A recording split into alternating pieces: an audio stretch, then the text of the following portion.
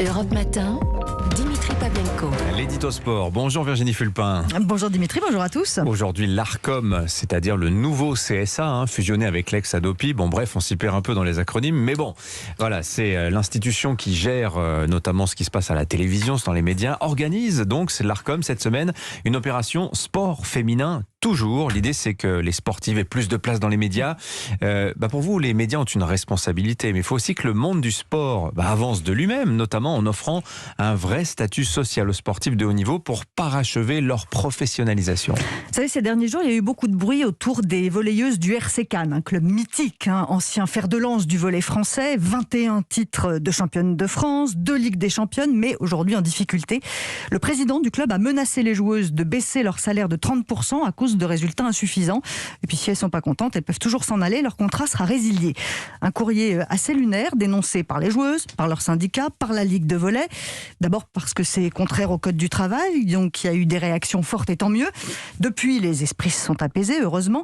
Mais cet épisode a peut-être du bon finalement. Il a le mérite de montrer que si un président se permet ça, s'il peut y avoir des retards de salaire pour les joueuses, comme elles le dénoncent, c'est parce qu'on n'a pas achevé cette professionnalisation dans le sport au féminin.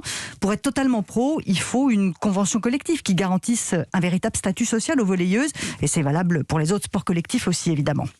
Alors, le hand français, lui, s'est doté d'une convention collective pour les joueuses, vraiment pour elles. Cette voie à suivre, on la connaît, c'est celle-là. Ça va faire 1 an que cette convention collective a été ratifiée pour les handballeuses des clubs de l'élite française, je précise. Convention qui existe depuis 15 ans chez les hommes. Mais pour l'instant, le handball reste le seul sport collectif français à avoir franchi le pas. Alors, ça veut dire quoi, concrètement, cette avancée ? La garantie d'un salaire minimum, 7 semaines de congés payés, un salaire maintenu en cas de grossesse et la possibilité d'avoir une formation pour une reconversion. Et ça fonctionne, parce que si vous êtes sportif de haut niveau, mais que vous devez avoir un autre job en même temps, ou si vous devez choisir entre être mère ou poursuivre votre carrière, ça n'aide pas à améliorer vos performances. Faire progresser le sport au féminin, ça passe par là. Sinon, ça veut dire qu'on ne va pas au bout de la professionnalisation. Les autres sports collectifs seraient donc bien inspirés de suivre cet exemple.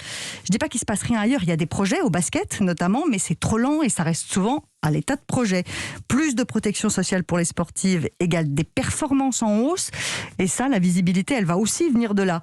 Et puis au bout de la chaîne, les petites filles seront plus attirées par le sport. Je pense qu'on peut donc dire que c'est gagnant-gagnant. Voilà. Et puis elles sont championnes du monde, nos Françaises, quand même. Il faut dire que ça aide. Je vous dis, ça aide à... Oui, championne olympique.